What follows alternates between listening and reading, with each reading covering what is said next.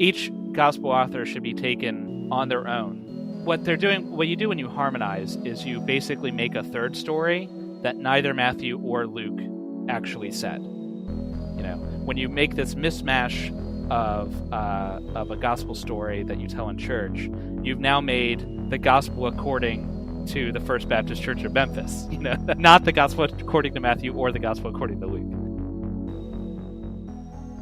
All right, guys, welcome back to another episode of Reason to Doubt, your podcast for everything skeptical. Today, we're going to be covering the Nativity, but first, I guess we should tell you our names. I'm Jared, and with me, as always, is Jordan, if you didn't know that already. But today's episode, with the Christmas season coming upon us, and I should mention this is the Christian Nativity, so the Nativity being the story around the birth of Jesus with Joseph and Mary. And so you'll probably have a lot of relatives who bring up, things, or you may be over at somebody's house and you see like a little nativity set there and you'll see some magi with some shepherds and like, wait a second, something seems a little off here. So if you're in a Western country, like most people listening to this, I'm pretty sure to be in America, you'll be very familiar with the nativity story, right? Yeah. The story we all heard in church, and some of us probably played sheep number 2 or whatever. You have pretty high status there. You're sheep number 2. Right. I played the innkeeper in my thing, and the weatherman, because there was a weatherman in mine. But in any case, so you've all heard the nativity story. Most casual Christians would believe they have a good idea of, how the story of Jesus' birth is recorded in the Bible. Mm-hmm. Unfortunately, or interestingly maybe, I think that there's a lot more there than people might assume. Because really what we have is not just one nativity story, but 2 nativity stories that are kind of mashed together to get the story that we talk about in church. Right. We're going to go into some of the things to be skeptical about certain claims and whatnot within the nativity story. But first, today's podcast is brought to you by the argument from incredulity, or sometimes known as the argument from personal incredulity. And Jordan recently did a debate where this particular fallacy came into play quite a bit, and I think he might have a few words to say about it. Yeah, so the argument from personal incredulity is, I'm not even sure it rises necessarily to the level of informal fallacy, but basically the way it goes is, I cannot personally see a way that would work, therefore it doesn't. So, for example, suppose that you didn't know anything about geology, for example, and someone said to you, well, there's these rocks that are bent. And you're like, well, rocks can't bend. I can't think of any way they could possibly bend. Therefore, it's magic. Yeah. It's a pretty simple one, but it basically goes like, I can't imagine how X could be true. Therefore, X must be false, or I can't think how X could be false, therefore X must be true. Right. And the way to combat a fallacy like this is basically just be humble about the status of your own knowledge. Like, no one can be an expert in every field, and just because you can't think of a solution doesn't mean that there isn't a solution. So if you run into a situation where you think a scientist or some researcher is saying something that's completely ridiculous and stupid, just ask the question, like, instead of saying, man, that scientist is so dumb, why not say, hey, this scientist is saying something that sounds pretty dumb. What does he know that I don't? Yeah, because it's probably a lot more if you're not a scientist in that field too. So yeah, probably. Yeah. Anyway, back to the nativity. We've mentioned this on the podcast in the past several times, but there's something called the synoptic problem. And basically, the first 3 Gospels used each other a lot, in some cases up to 98% copying verbatim. And so, Matthew, Mark, and Luke are the synoptic Gospels, and then John does his own thing. The only 2 Gospels that we have that actually cover the birth story of Jesus is Matthew and Luke. And like Jordan already said, they differ on some things. But just know that there is a problem with the Gospels, and so that's why we're covering it. So it's not like just, yeah. Basically, the synoptic means seen together. And so Mark came first, and Matthew and Luke both used Mark, but neither Matthew or Luke used Mark for the birth stories because Mark doesn't talk about it. So they made up their own. Yeah, so they did their own thing. And this is perhaps not obvious at first. If you just read Matthew and then you read Luke, you might think that they're talking about the same thing. I mean, Jesus is born. His parents are Joseph and Mary. Mary's a virgin. He's born in Bethlehem. They end up in Nazareth. Jesus gets baptized. Bip, bop, boom. Boom. Both stories done. That's called reading the Gospels vertically. But if you want to find differences, if you want to really dig into what one person is saying versus another person, you really need to do what's called reading them horizontally. And that means you just put one gospel next to the other. There are books that do this, or you can just kind of go back and forth, flipping back and forth in your Bible or whatever. But read what happens in Matthew, then read the same story in Luke, and examine the differences. Yeah. Like just go back and forth between them.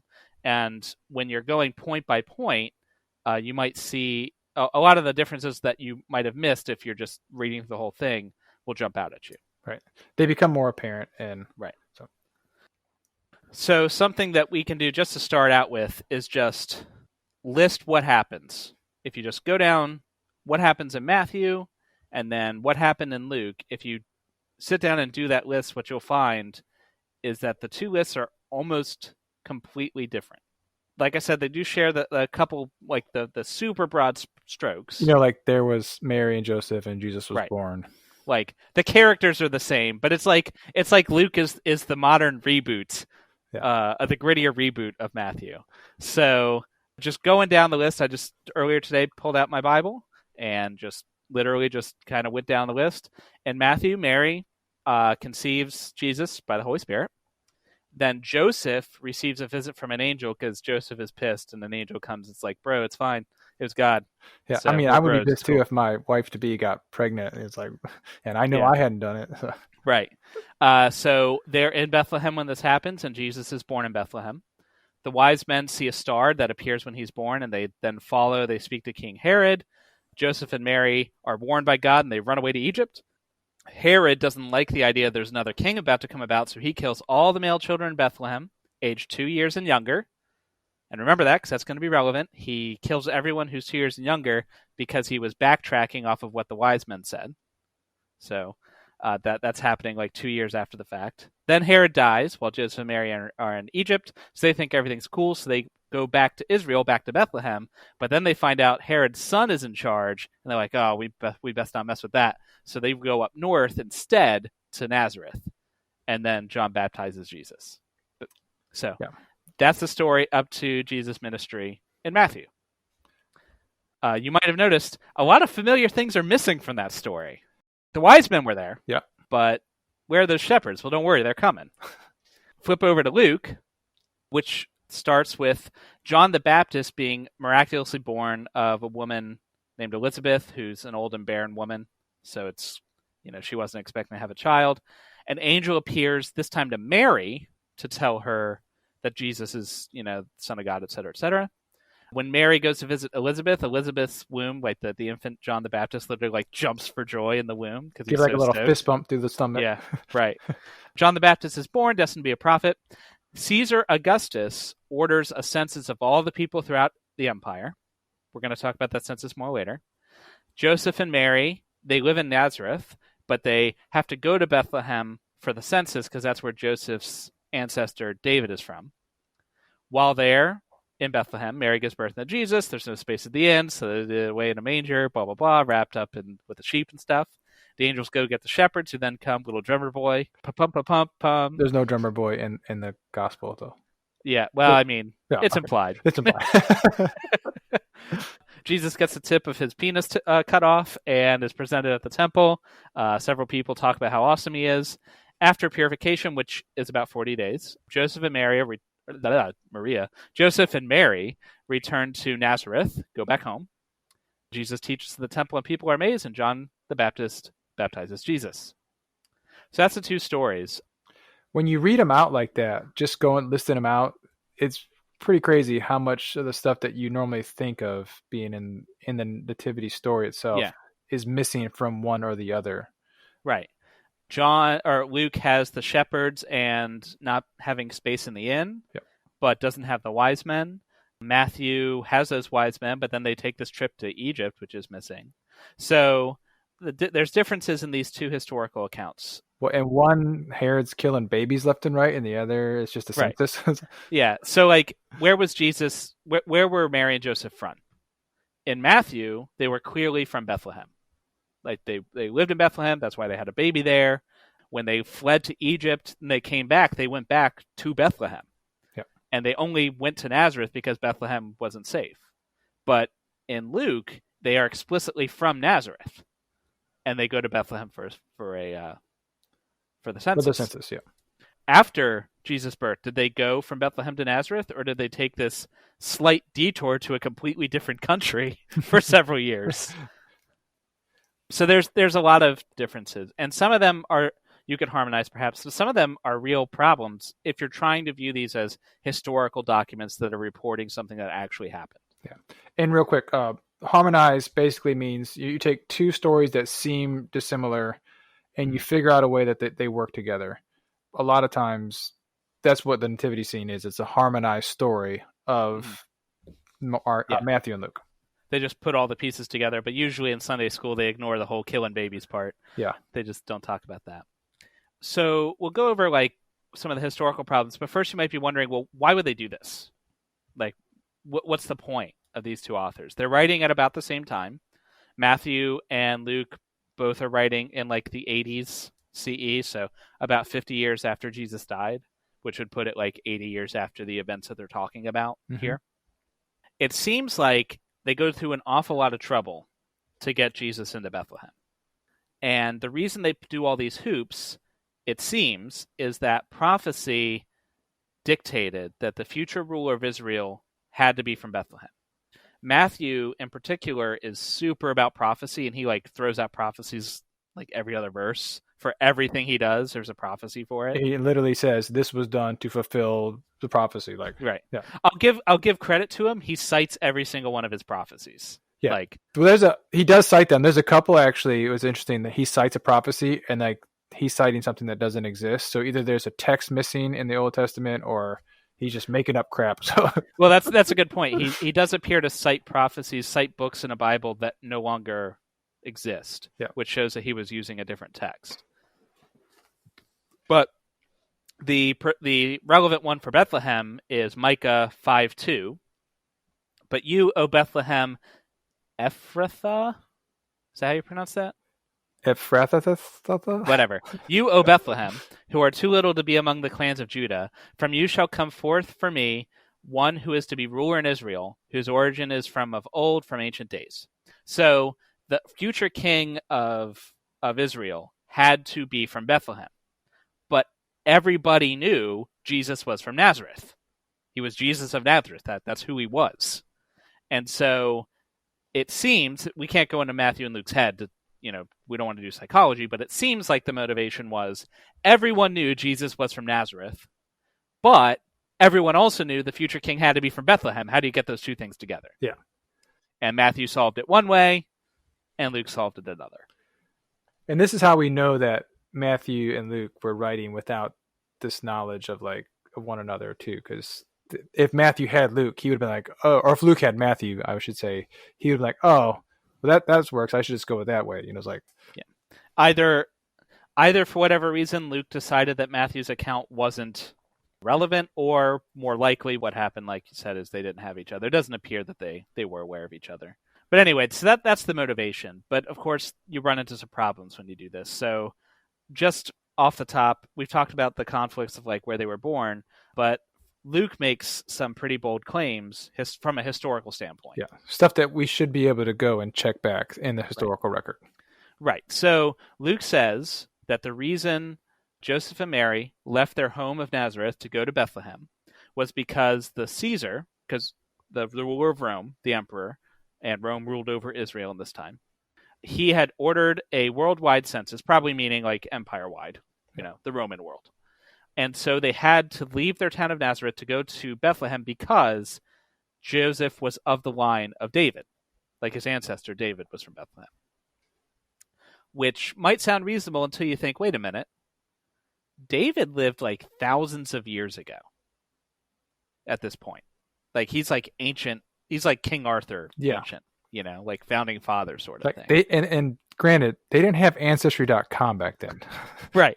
So first of all, what kind of crazy census is this? Everybody in Rome has to go to the town of their ancestors from 1,000 years ago?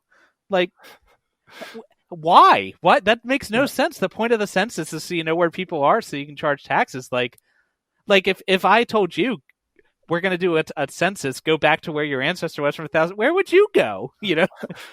Honestly, I have no idea. Like, right? How would anybody know? It doesn't make any sense. And let's say they did that. Can you imagine the number of people that would have to move back and forth across Rome? Like the traveling alone would be crazy, right? And nobody mentioned it. Nobody in all of Rome thought, "Man, this is stupid." It literally would have been one of the biggest migrations in history, right? And even if we ignore the from hometown thing, maybe that's just an embellishment, but we also have pretty decent records of the rule of Caesar Augustus, and there's no mention of a census at that time. Yeah. There are censuses before and after that time, but they don't match up with the time of the supposed birth of Jesus. Right. So it's possible there was a census then, but if so, the Bible is the only place that seems to remember. So yeah, that's something that we would expect to find elsewhere if it in fact happened when they said it happened, but it didn't. And it's just implausible. Another thing, this one is also from Luke, because Luke's the one that makes the bolder claims. Quirinius is said to be the governor of Syria in Luke at the time when Herod ruled Judea, so he mentions these two rulers as a way to place his gospel in history. Unfortunately, we know from inscriptions around the time and from the Jewish historian Josephus, which we've talked about before, that Quirinius didn't become the governor until 10 years after Herod was dead. There was no overlap between the two. Right. So it's an open question as to where Luke is actually trying to situate his story. It appears he made a mistake. Well, the other thing too you have to understand, or maybe just consider, is that you could say stuff during a time like this, knowing that people didn't have access to. Like, Luke wrote this not thinking that there was going to be people on the internet scouring ancient texts, like criticizing and scrutinizing everything he wrote down. So I mean, it would have been pretty passable information back then too. Yeah, and Luke mentions that he got his information from a variety of sources, but he didn't have Google. And so, and also the point of these Gospels, something that situating these books in their context, what the Gospels were for was not what modern people tend to think of them as a way to record like the history. Right. Here's we as eyewitnesses, here's what we saw. It doesn't appear that, first of all, that they are eyewitnesses. We have a whole podcast on that you can check out. But also, they don't appear to be super concerned with historical accuracy so much as with theological truth. Right. But what we can do, though, is they contain historical elements which can let us know like how credible they are or how credible we should view them. Because if they're not credible on certain things, they may not be credible on others. Not saying that they aren't, but yeah. So the point of these books they were written by believers for other believers to help them with their beliefs, to like communicate spiritual truths about Jesus and his life. That was the point. I don't think that if we could pull Luke into the present day and we showed him that he was wrong about the reigning of Quirinius and Herod, I don't think it would bother him that much. Mm-mm. Because the point. Okay, but the point was Jesus is Lord. That was the point. Luke would be like, "You're missing the point, man." Right. So we should be, even as we're highlighting these historical problems and some plausibility problems, it doesn't mean that the authors are trying to be dubious. Right. It doesn't necessarily mean that Luke was trying to dupe people or to pull the wool over anyone's eyes. It just means that they didn't have good, accurate records or chose to ignore them for theological reasons because that wasn't the point. Right. In Luke's mind, Jesus was the Messiah, and he knew from the Old Testament, from the Hebrew Bible, that the Messiah had to be in Bethlehem. And so he's like, okay, well, I don't know the story completely, so I need to figure out a way to get my story to have Jesus in Bethlehem. And he's like, and for him, that fulfills the duty of the gospel. It's like, exactly. Like the point, I know for a fact Jesus is Messiah, and I know for a fact the Messiah comes from Bethlehem. So I'm going to give the most plausible account I can that puts those two facts together. Yeah.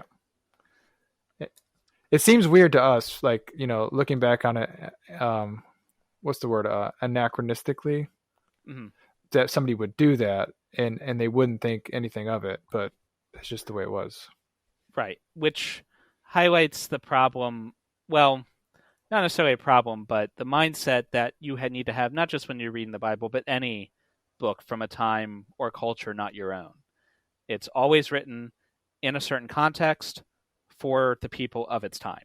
Mm-hmm. So in the case of the Gospels, they were written in Greek, probably not in Israel, primarily to Christian audiences, and these Christians were mostly people who used to be pagan. Yeah, and so like a lot of those things wouldn't have mattered actually. For example, Mark doesn't spend a lot of time on the Jewish stuff because it doesn't really make that big a difference.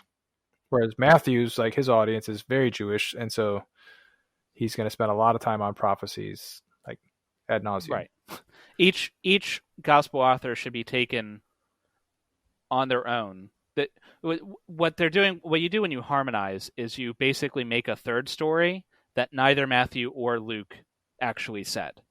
Yeah. When you make this mismatch of a gospel story that you tell in church, you've now made the gospel according to the First Baptist Church of Memphis. Yeah.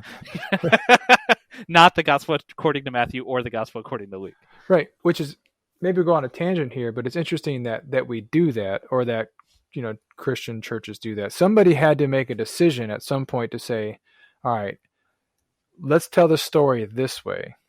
Now, I would like to give people the benefit of a doubt that maybe they're just like, I don't want to read two different stories. Let's just make one. Like, yeah. So another crazy thing, this one's from Matthew, not from Luke, is that they took this whole huge trip to Egypt, which, if you pull up a map, is not a short trip. No. It's like going to Florida. Right. And so... Well, I guess if you're in Florida and you go to Florida. But anyways, it's like going from D.C. to Florida. Right. Yeah. It's like going from a place where you are to a place very far away. Yeah.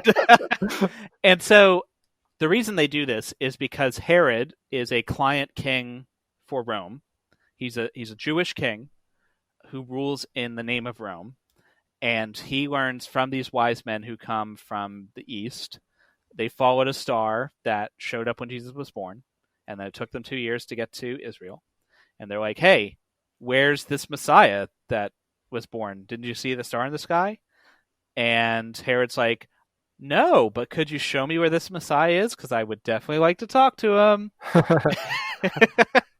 And so the wise men go and they did the frankincense and myrrh and stuff. And then because they realize that Herod probably doesn't want to do good things to a rival king, right, they leave without talking to him.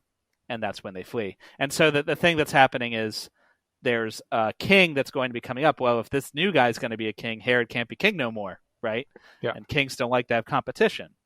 And so Herod kills every child of Jesus' age or younger, that age being 2 years. And again, Matthew tells us explicitly his motivation here. The coming out of Egypt story, which requires that you go to Egypt first, it fulfills a prophecy. Out of Egypt I called my son. That's in Matthew 2:15. So Matthew, again, is very concerned with Hebrew prophecies, and perhaps that was the reason his story differed from Luke. One thing that both Gospels agree on is that Mary was a virgin when she conceived and gave birth to Jesus. Both of them agree that Mary conceived supernaturally straight from the Holy Spirit. This is an interesting one because there is a passage in the Old Testament that references a virgin, but it only references it in the Septuagint, I believe, which is the Greek version of the Old Testament. And so I may be wrong here. So I have it in the Bible that I have in my hands, the ESV. It says, this is in Matthew 1:23, because he cites prophecies all over the place. Behold, the virgin shall conceive and bear a son, and they shall call his name Emmanuel. which means God with us, which they didn't, but okay. And I have the word underlined virgin in Hebrew, El-Maheb, and in Greek, Parthenos. And of course, this was written in Greek. So they would have been using the Septuagint, which was the Greek Old Testament for Greek-speaking Jews. Yeah. And I think what I was trying to say is like in the original Hebrew, the word didn't mean that. And then when they translate it into the Septuagint, into the Greek, it took on this word virgin. And so originally, because they were using Greek, they said, oh, well, we got to make this dude born of a virgin. But that prophecy didn't really speak of a virgin in the original Hebrew. Right. The original Hebrew was referring to a woman who was full of vigor, having reached puberty, and was of the age to bear children. So basically, she was of childbearing age, but it didn't necessarily imply that she was a virgin. She could be a virgin, but it wasn't implied by the word. But the Greek word that was used when they translated it is the word virgin. And so there was some confusion. They were citing an Old Testament prophecy, but it wasn't actually what the Old Testament prophecy was. Right. But so it's very interesting because they had this part in their story about her being a virgin in order to fulfill a prophecy that wasn't actually a prophecy. I think that one is huge because it shows that they were making up this story to fulfill something that necessarily wasn't a problem to begin with. Right. It clearly shows the motivation of Matthew, and Matthew is like rife with that, but even Luke, it shows the motivation. Why did they make her a virgin? To fulfill prophecy. Why did they have him born in Bethlehem? To fulfill prophecy. It doesn't matter whether she was actually a virgin.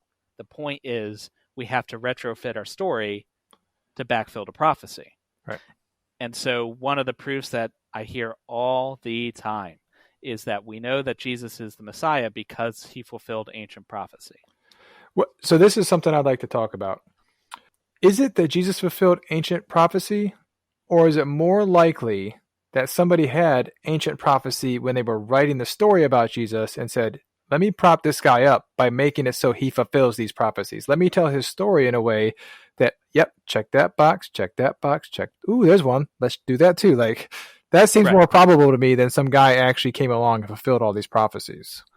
And again, like we mentioned before with the Bethlehem thing, it's with Luke, it's not necessarily that they're trying to be deceptive.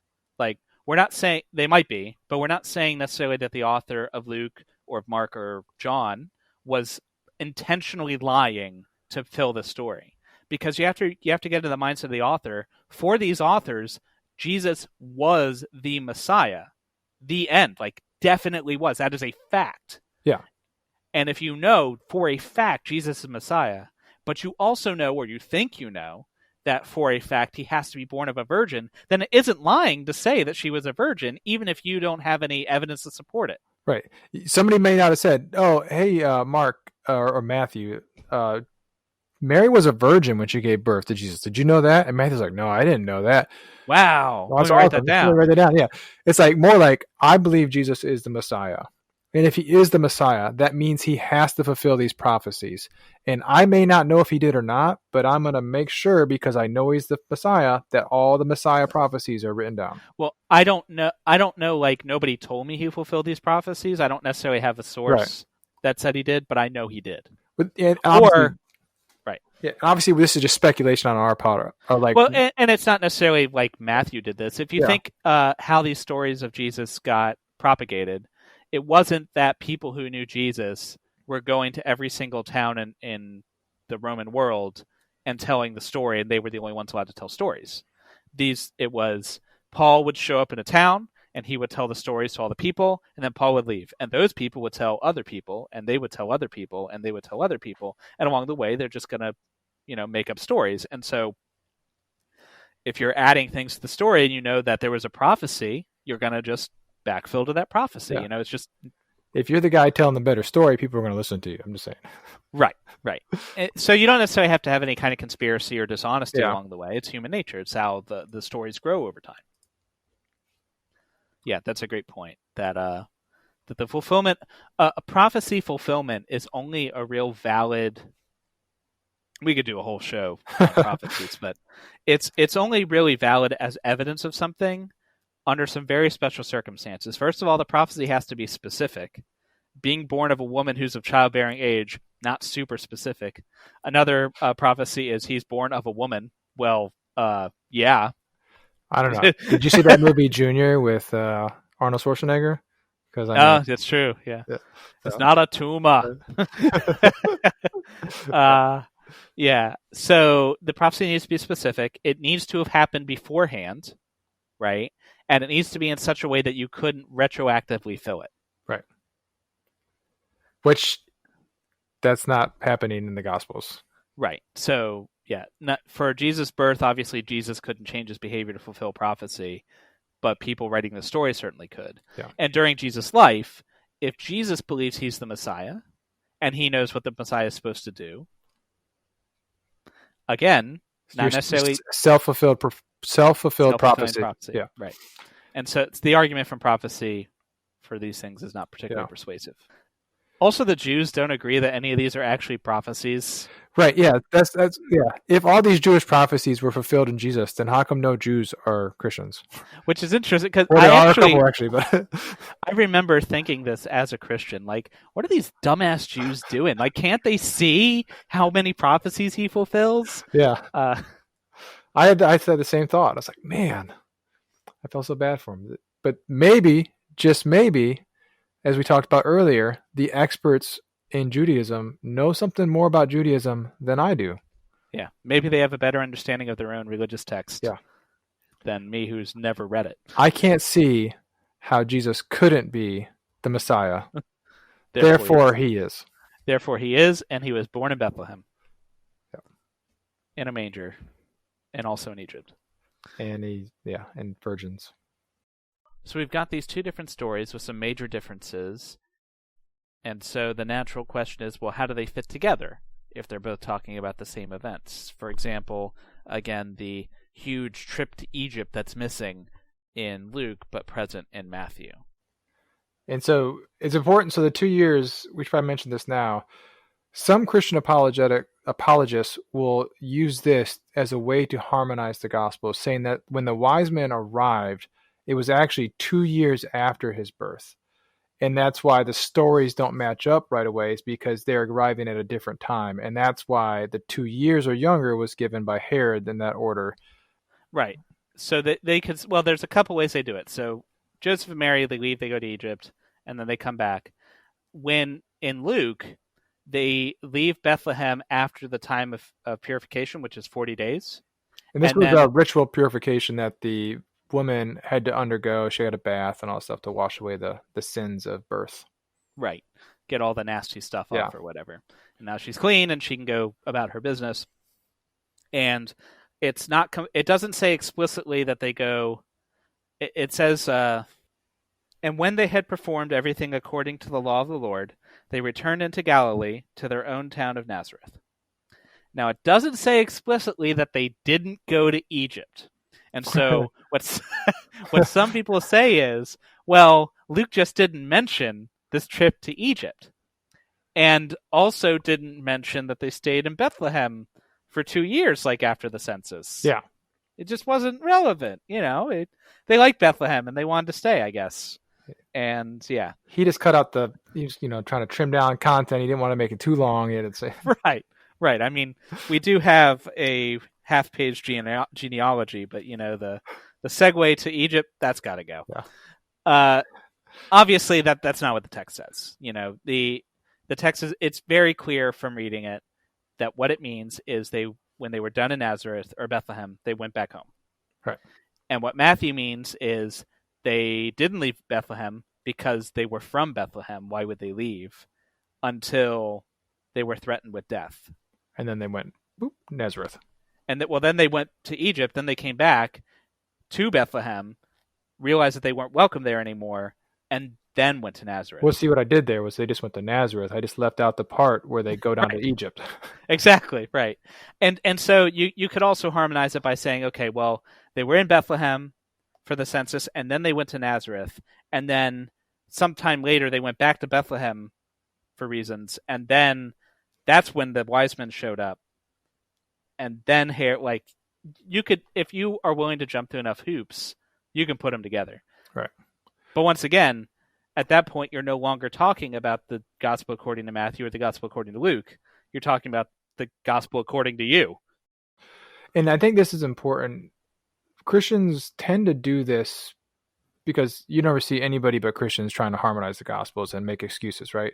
But they do this because it's a problem for them that the stories don't match up and they're contradictory. To whereas if they were just to say and just look at it from like a different viewpoint, like, yeah, like underlying meaning there is there. It doesn't matter if the stories are different or whatever. But they jump through hoops over and over and over to try to get them to mash up, and you don't need to. And it should be pointed out, we don't mean all Christians. There are many Christians who who have absolutely no problem with the fact that there are mistakes in the Bible because, it's an ancient document written by people, so not a big deal. As long as, the overarching themes are fine and Jesus did actually walk the earth, then who cares? Yeah. It tends to be more fundamentalist type there. It's only a problem if you have to hold to this mentality that the Bible cannot have errors no matter what, which is hard because it clearly has errors. Clearly. It doesn't have errors, bro. It's inerrant. Yeah. I think my favorite example of this happening, Bart Ehrman's example of him, it was a high priest that's mentioned in Mark, that's mentioned elsewhere, and it's like a different high priest at the same time. And he was doing this class, and he wrote like a huge 10-page paper as to why they're the same person. And when Mark said this, he really meant this other guy, and whole huge long thing.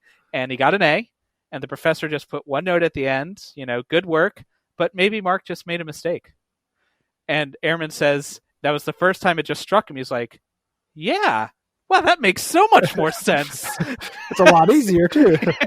Yeah. Yeah. So if you just, this doesn't necessarily need to undermine your entire faith. It just needs to temper your understanding of this book as a historical document.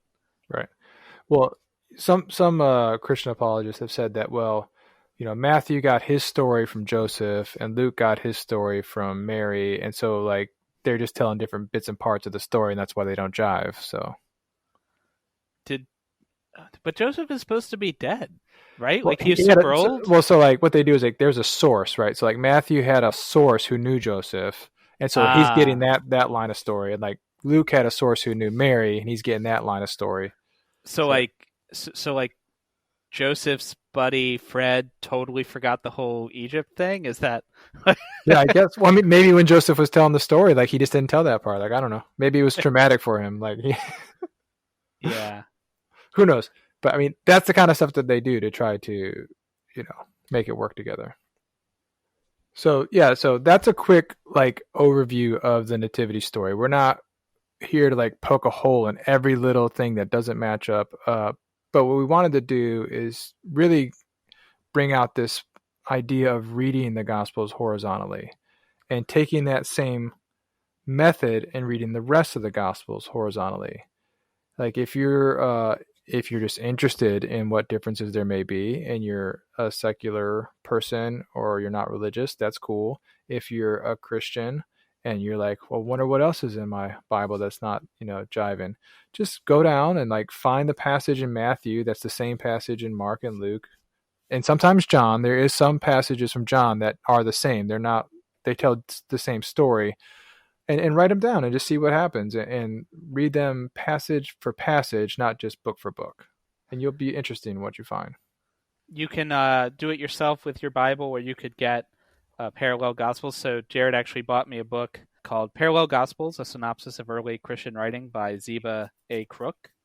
And it's not the only one like it, but there's plenty like this. And what it does is it goes story by story, basically, because the stories don't happen in the same order in every gospel. So it takes the stories, what they're called, is it pericopes? Am I pronouncing that right? Yeah. Well, now you have me wondering if that's how it's pronounced. Pericopes is what we said in school. So okay, well then I'll take your authority then. Yeah. So pericopes. So you can things like the parable of the lost sheep is in all four Gospels.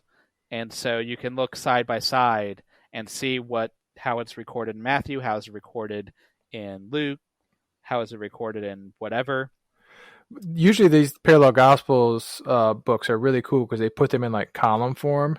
And you can see, and like they'll space it out. So like if there is a section of a story that's left out of Luke, for example, like they'll have like a space and like a huge space in it where you could read the rest of that story over in Matthew, and you're like, whoa, look how much stuff Luke didn't put in there, or vice versa, you know? Right. And this is a really useful tool for highlighting that each writer is getting their own message across and they're telling their own story. So it's very, very stark with the Nativity because the parallel gospel is that there is no parallel. They don't even bother putting them next to each other because they're completely different. And so that's a very stark example. Obviously, there's a lot more agreement elsewhere. But if you read Mark, assuming it's saying the same thing as Matthew, and assuming that they're both saying the same thing as Luke, etc., then you're really missing the point. Mm-hmm. You're missing the message that Mark wanted to give you or that Matthew wanted to give you. Yeah. And so even if you're coming from it from a faithful perspective, if this is the words of the ancient Christians trying to communicate something to you, shouldn't you want to get the message that the writers wanted to give you, right? Like, yeah, and I would think that would be important. I would think so too. And the other thing is like, it's not just in what they say, but what they don't say. So if you're reading, Mark, for example, or Luke, and Luke leaves out a huge section of a story that he got from Mark, like, so it's verbatim, but he leaves out a whole middle section. You can be like, well, I wonder why Luke didn't put that in there. Like, was he just cutting out space, or was there some other reason he decided not to put that in there? And that could help.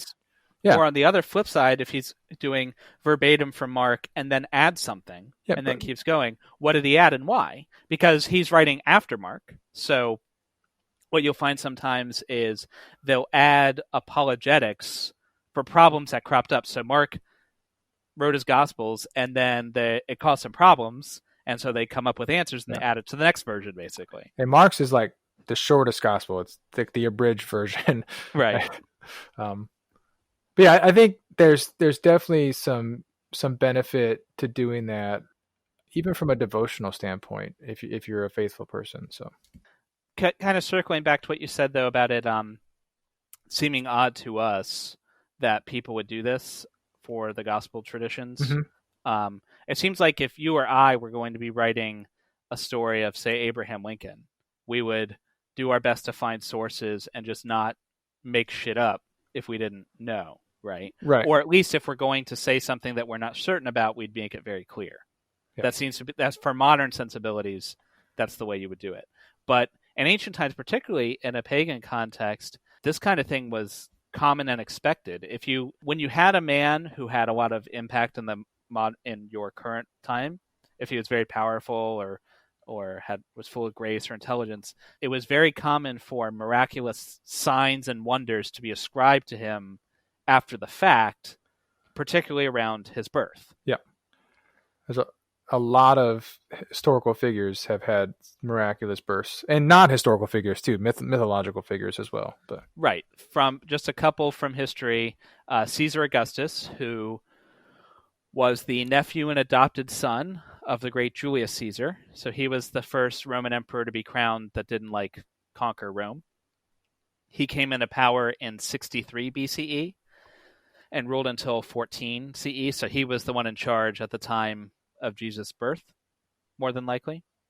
He was written of by historians of the time. One of them was called Suetonius, and Suetonius was writing histories of a lot of different Roman emperors. Yeah.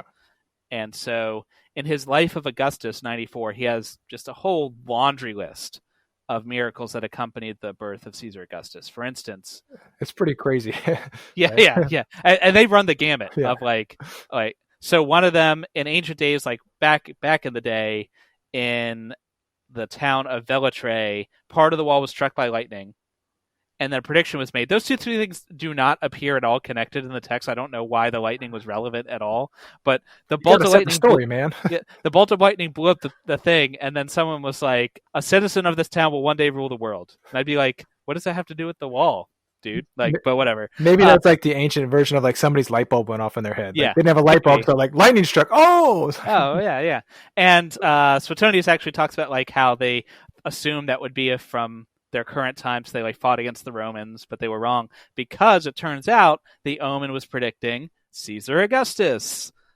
Another one when Augustus was just learning how to talk, he was speaking to his grandfather, and some frogs were making a bunch of noise, making it hard to speak. So he told him to be silent, and the frogs magically went silent and haven't croaked since. That's hilarious. Some other ones, Augustus' mother regarded him to be the son of Apollo. So like a snake came and bit his mother, and then she did stuff with Augustus' father, but there was like this mark, and that means, oh, he's the son of the god Apollo. You know, he was conceived magically by a snake.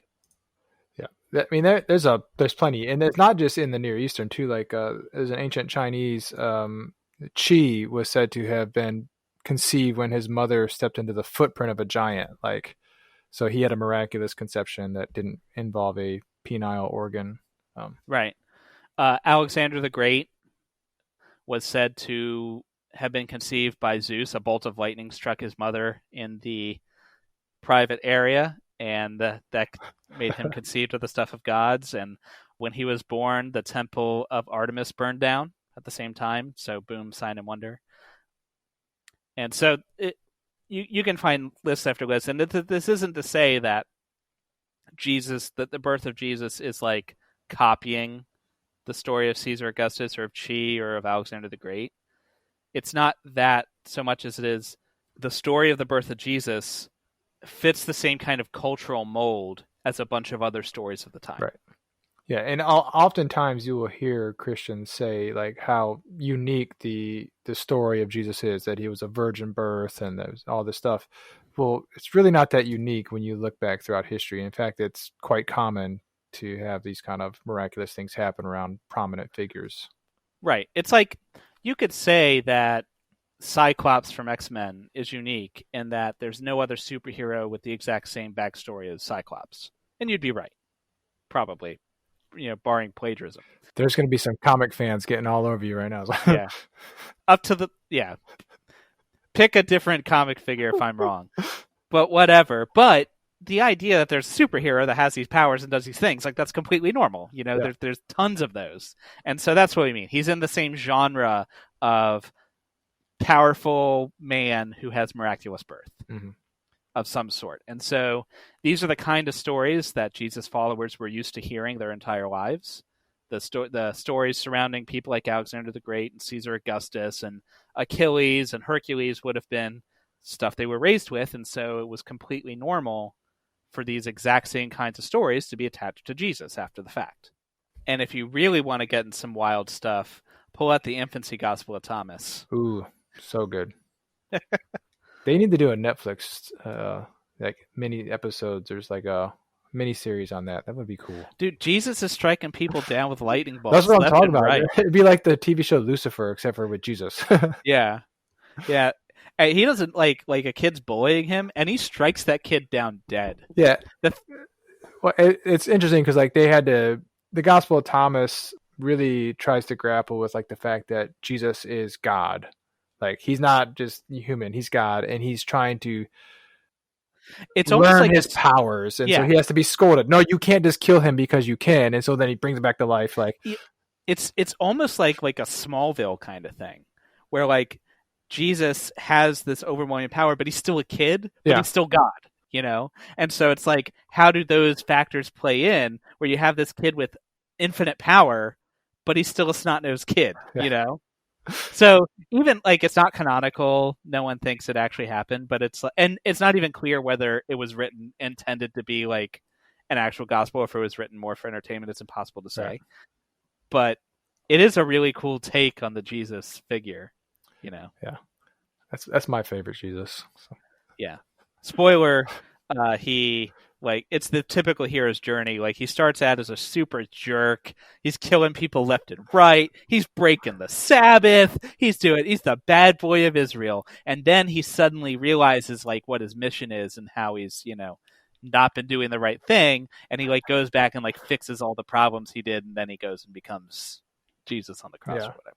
It's like the hero's journey of Jesus, which I think is a way cooler story than the Matthew or Luke version, personally.